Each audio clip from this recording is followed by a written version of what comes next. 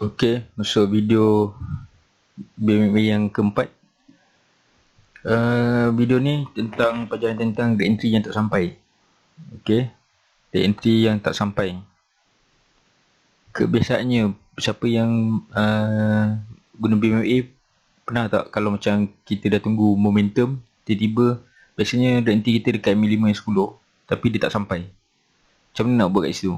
So itu yang saya akan ajar kat sini. First kali, reentry yang tak sampai ni dia ada dua pattern. Okay, dia ada dua pattern. Pattern yang contoh H4, dia dah bagi signal momentum. Dia bagi signal momentum. So kita akan tengok dekat time frame H4. Kita akan tunggu dekat MA5, M10 betul. H4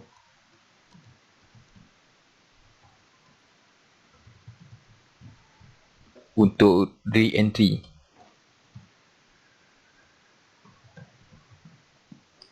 Okay.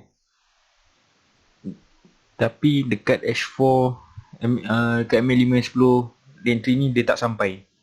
So kita akan tengok dekat time frame bawah, iaitu H1. Kita akan tengok satu time frame bawah dekat H1. Dia buat dua pattern.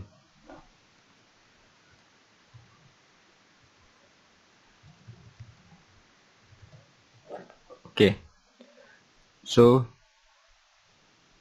bila H4 punya momentum atau kinara kukuh, kita akan tunggu dekat M5 yang 10 untuk entry, betul?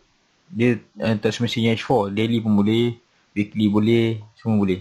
Tapi kita tengok dekat H1 ni mesti kena ada dua pattern, iaitu MA5 dia touch MA5 untuk re-entry, ataupun MA5 M10 merapat.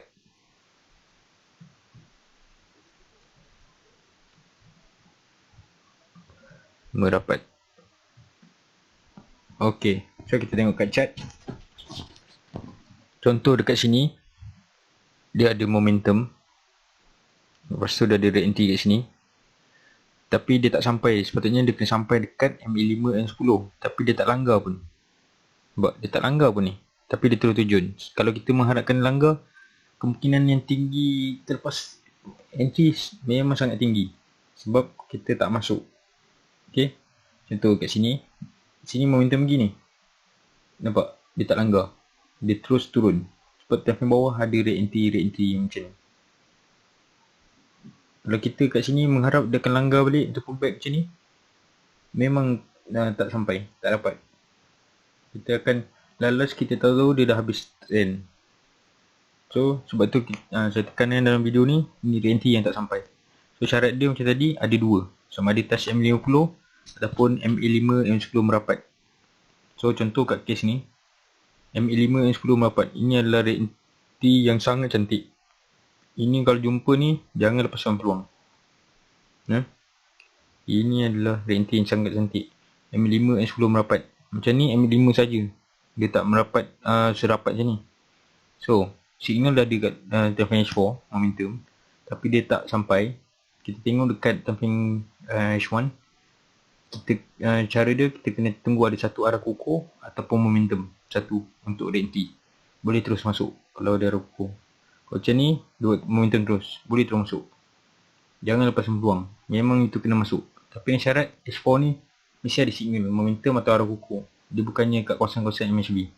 Okay, itu kita akan, pada ada dua pattern ni, kita akan tengok dekat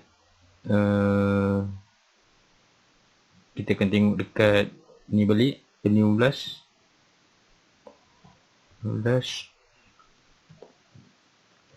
wajib satu arah kukuh ataupun momentum yang ikut H4. Okay, ini dia cara dia. So kita akan tengok dekat chart contoh yang lain. Kita nak contoh lain. Okey, contoh dia kat sini. Contoh di sini Ni ada arah kukuh, ada rate NT. Dia tak sampai rate NT. Sini pun dia tak sampai NT. So kalau kita punya fikiran kita mesti nak tunggu rate NT untuk sell, mesti dia touch betul macam ni. Dia tak touch ni. Dia sepatutnya macam ni, tapi dia tak touch. Dia terus terjun dan terjun. Kalau macam ni kan dah banyak kerugian, memang banyak sangat sebab tak masuk. Ini berapa pip ni? Dekat 200 pip. Memang melopong lah. So cara dia apa? Ini dia. Nampak ni? MA5 M10 merapat. So dekat time frame jam 15 kena tunggu satu arah kukuh. Ini memang dia tak sampai. So kita akan ikut balik macam ni. Kalau tak masuk memang rugi. Rugi sangat. Okay. Kalau jumpa saya tak macam ni, jangan lepas peluang. Okay, so EJ. Ini momentum. Sepatutnya dia naik sini untuk bagi entry, tapi tak bagi. So kita tengok apa dia pattern dia. Dia merapat kat sini. So bila dia dah merapat macam ni, 1, 2, kita nampak ni, time live ni 1, 2, 3, kita nampak ni live. So 15 ni kita tunggu ada satu arah kukuh, iaitu sini, ataupun momentum, dan dia terus terjun. Kalau tipisan ni sampai sini 60 pip, memang dah besar dah.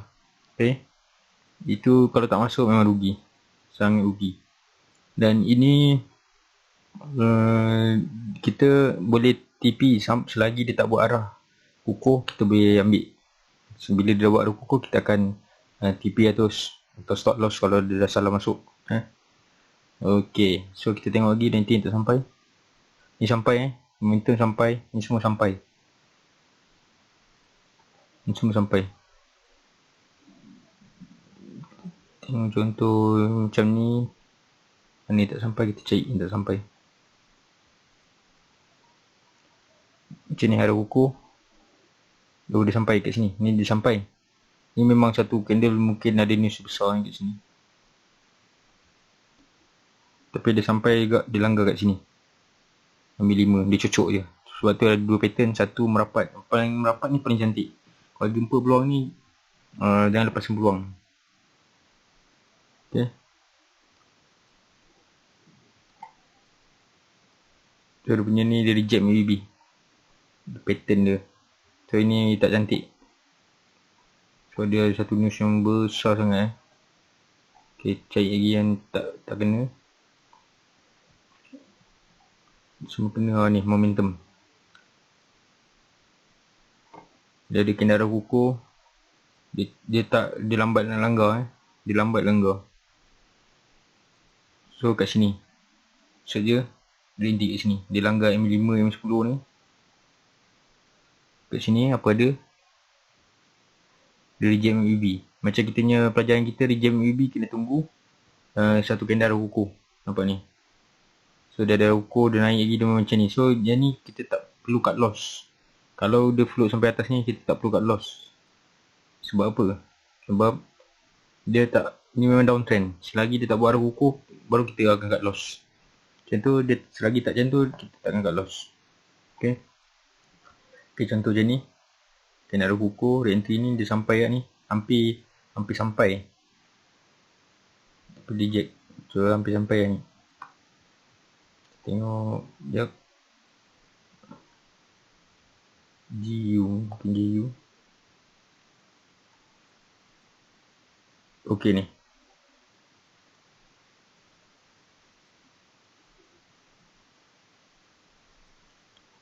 Dia turun ni. Tak sampai. Dia sepatutnya kena langgar MA5, tapi dia tak sampai. So apa yang ada kat H1, tengok. Dia merapat ke sini. Walaupun dia buat arah awal pun kita jangan goyang. Sebab dia arah awal macam ni, kita tak pakai. Sebab dia memang dia dah cross ni. Dia downtrend. Kalau dia buat arah kukuh, maksudnya arah kukuh tu fake. Sebab kita dah belajar video sebelum ni, arah kukuh fake. So BB dia mendatar kalau time frame kecil, extreme, so maksud dia fake. So macam ni kita tengok kat sini ada arah kukuh, ni entry tak sampai. Kalau macam ni jangan sia-siakan peluang sebab kita ingat dia akan naik. Kita tengok kat H1 dia pergi ke mana. Kalau dia touch ni, kita boleh masuk dekat sini bila arah kuku yang pertama. Contoh lah, dah masuk kat sini. Bila dah masuk kat sini, tiba dia masuk arah kuku lagi satu, kita tak perlu cut loss. Jangan cut loss. Kita akan cut loss bila H4 ni bila BB ni dah sideway, baru kita cut loss. Kalau dia buat arah kuku macam ni, tak perlu cut loss. Kita tunggu je. Kita tunggu sampai 15 dia buat arah kuku lagi sekali. Sini kita akan masuk dengan tenang. Ini 80 pip. Kalau tak masuk sini, memang kita akan terlopong lah kat sini. Sini terlopong, dia turun. Betul kita konon nak entry kat sini, memang terlopong lagi. Okay, so kena hati-hati. Kena ikut trend, wajib ikut trend. Okay, so mana lagi entry nak sampai? Sini. Okay, sini. Ni adalah kukuh DNT. So apa dia buat kat H1? Nampak ni, dia merapat. Ini yang paling cantik. Bila dia merapat macam ni, kita tengok satu time frame bawah 15, pastikan ada kukuh balik. Itu ini, satu atau momentum. Dan kita boleh masuk dengan tenang. Walaupun dia macam ni, tapi kita jangan anggap dia fake ni. Sebab apa? Sebab dia dah pecah ni, dia dah silang sini. Nampak ni. So kita takkan anggap fake, kita akan tengok. Dan pada masa yang sama, time frame besar dia mengatakan yang ekstrim tipu wajib MACD. So ni arah. So ni lengkap setup BBMA. Ni pun ekstrim, so dia turun. Okay. Okay, so sekarang ni kat sini kita dah tahu SOP dia. Kena arah kukuh yang tak sampai ni. Di sini dia merapat 15, pastikan ada satu arah. Arah kukuh bukan arah awal, arah kukuh. Dan kita boleh join. Okay. So kat daily ni dia ada arah kukuh kat sini. Dia tak sampai DNT. Kita tengok apa dia. Dia test kat MA510 lagi sekali merapat je ni. So tadi H4 bawa kepada daily. So kat sini daily.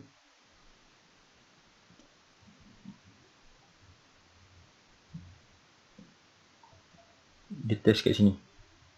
So kita boleh entry kat sini, kita akan tengok ini H1 ada apa. Tunggu arah kukuh satu macam ni. Ni asim. Tunggu arah kukuh satu boleh masuk. Tapi bila dia nampak asim macam ni, dia buat macam ni, kita TP dulu. Ini kalau kita dapat kat sini, sampai sini pun dah 80 pip, TP dulu. Waktu kat sini kita tunggu sekali. Ada arah kukuh, kita masuk. Okay, so yang ni pula kenapa? Ni sebab ada anti lagi sekali. Dia ada anti sekali. Sebab bila ada arah destinasi dia, sama ada M50 ataupun low BB. So dia nak menyiapkan sampai M50 ni, baru dia naik. Okay, tu basic.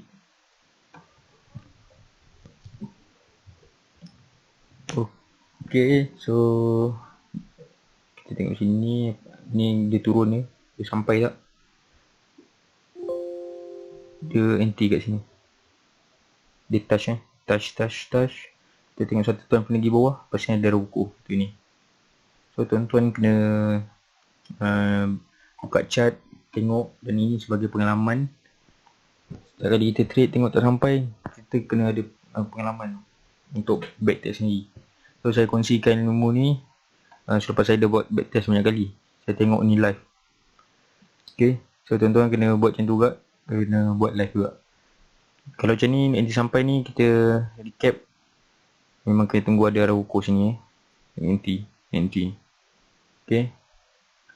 Okay, so saya recap balik renti yang tak sampai ni. So renti yang tak sampai ni, dia boleh berlaku bila-bila saja. So bila jumpa satu momentum atau arah kukuh, kita akan tunggu sama ada dia langgar M5, M10 atau tak. Kalau tak sampai, kita masih boleh entry. Pastikan time kecil dia merapat macam ni. Okay, tadi H4 H4 momentum. Kita pergi M5 untuk entry kan, tapi tak ada. So kita pergi H1. Tengok ada dua pattern, sama ada touch M5 ataupun M5 10 merapat. So ini M5 10 merapat. So kita tengok kat bawah, satu time frame lagi M15. Wajib ada arah kukuh ataupun momentum ke H4. So ada arah kukuh dan momentum H4. Tak kisah satu-satu tak boleh. Arah kukuh tak ada, momentum terus ada boleh, atau momentum terus boleh, arah kukuh momentum tak ada pun tak apa.